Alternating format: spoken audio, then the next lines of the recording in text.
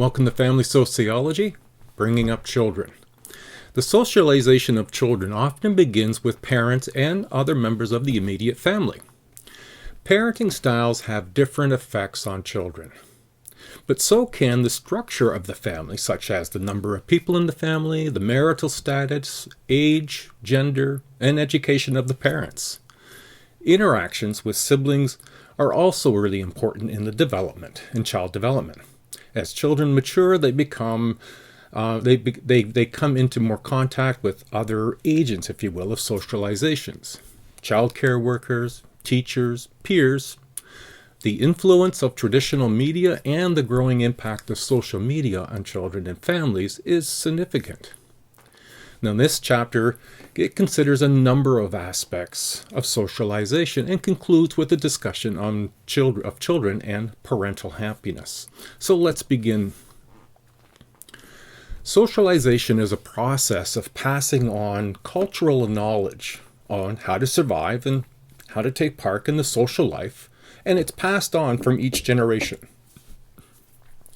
It is a cradle-to-grave process. Now, while this usually occurs during childhood, the process continues throughout adulthood.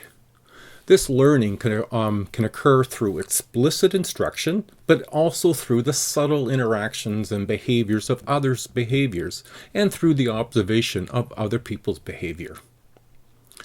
It's through socialization that individuals develop a sense of identity, status, roles in society. A child participates actively in socialization process and also makes choices about their own behavior.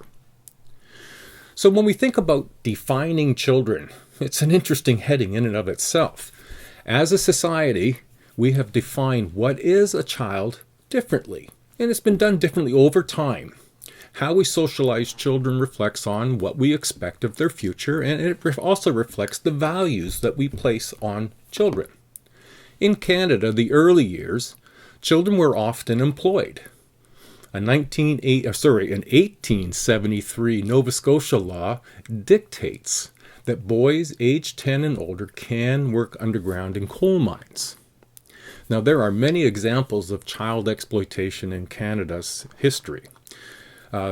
This was in a time when children were economic assets.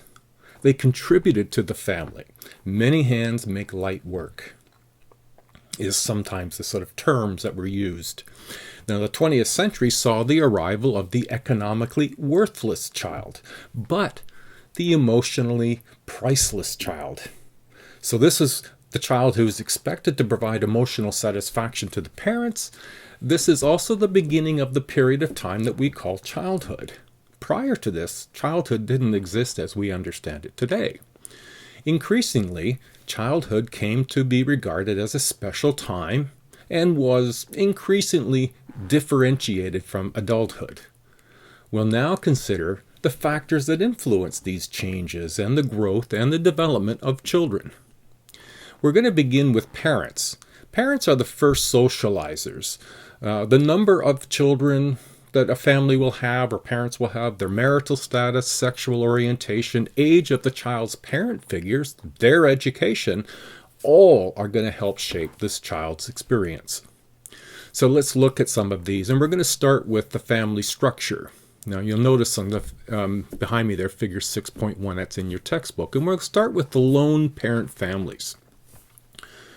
Lone parent families and step families, we'll say, have different socialization experiences. Children living in a single parent home have higher risk for low academic achievement and have trouble with the law and in some of other milestones that can lead to challenges later in life. Now, it's important to note, single parenting is not entirely a negative outcome for children. Most research today looks at single parenting in a broad light.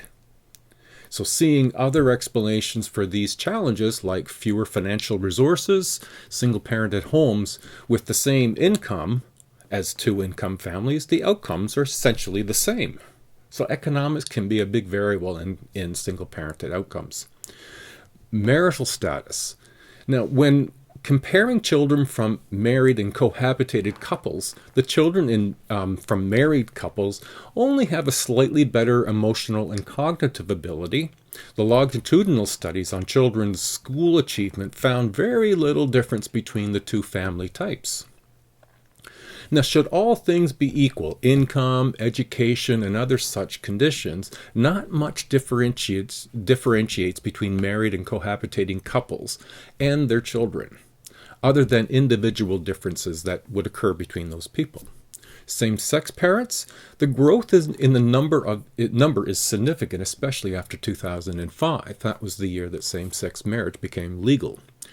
There are, in fact, some advantages of same-sex couples raising children. The significant point is that same-sex female couples spend more time with their children than heterosexual couples or same-sex male couples. It continues that things like psychological well-being, peer relationships, academic achievement, alcohol and drug use, and delinquency are really no different than in heterosexual couples. So what does still continue is the stagnation children may experience. Society still considers to some degree that heterosexual mom and dad is the normal. Now, our sociological imagination, personal, same-sex families, and public social policies and social expectations, the legalization of same-sex marriages had and will likely continue to improve those views. Now, the gender of the parents, and now even though many still subscribe to the belief that mom and dad, the heterosexual relationship, is best.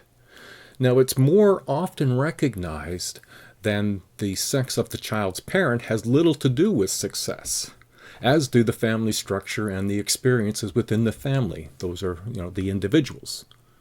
Now, parent education, this is one of the strongest predictive factors of child success, is that the parent's educational level. The highly educated parents promote learning, provide resources for education. When parents have less education, their preschool children tend to watch more TV and read less.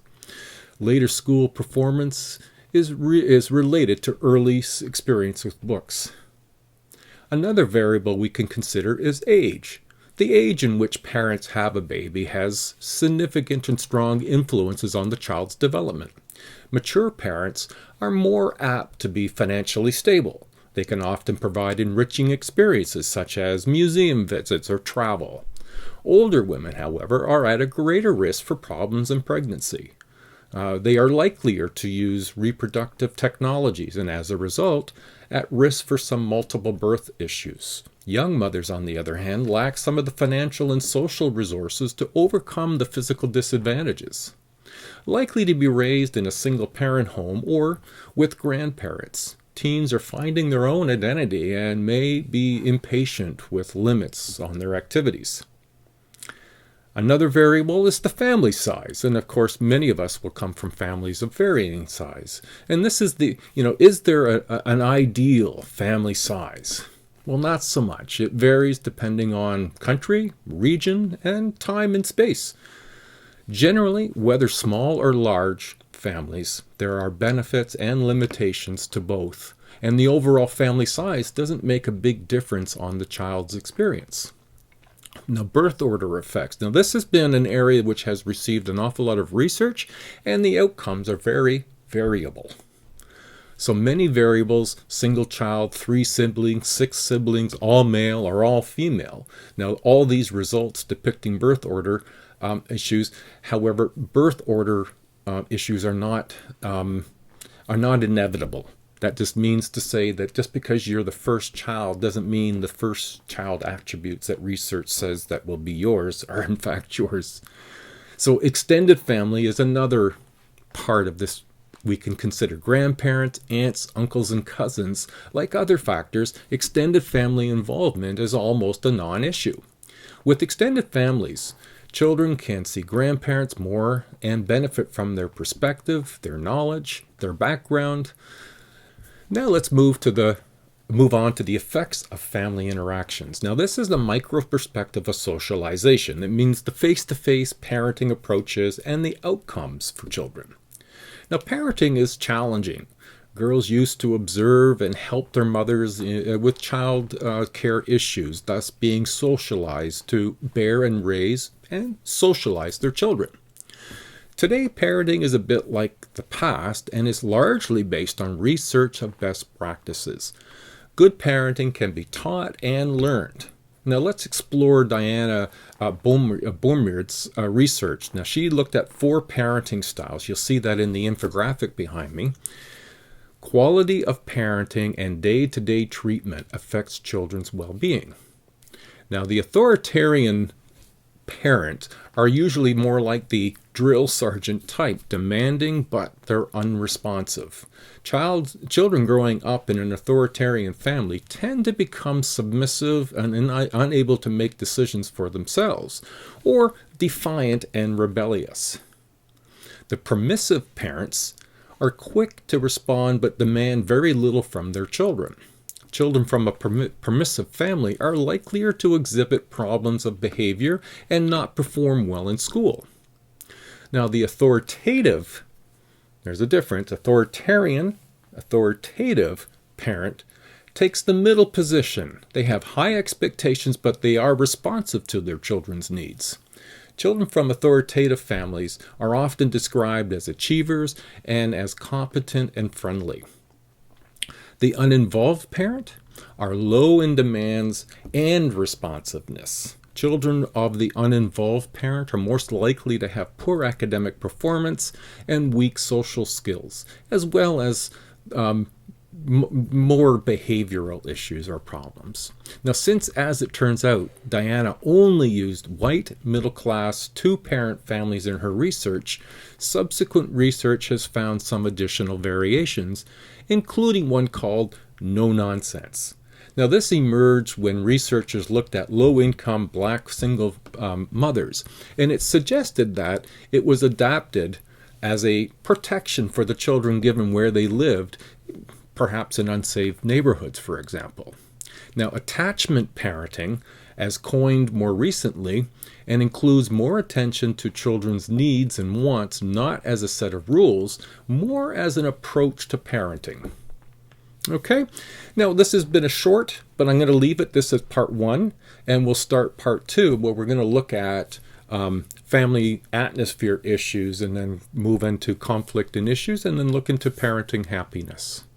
All right, everybody, keep up the good work. See you in the next video.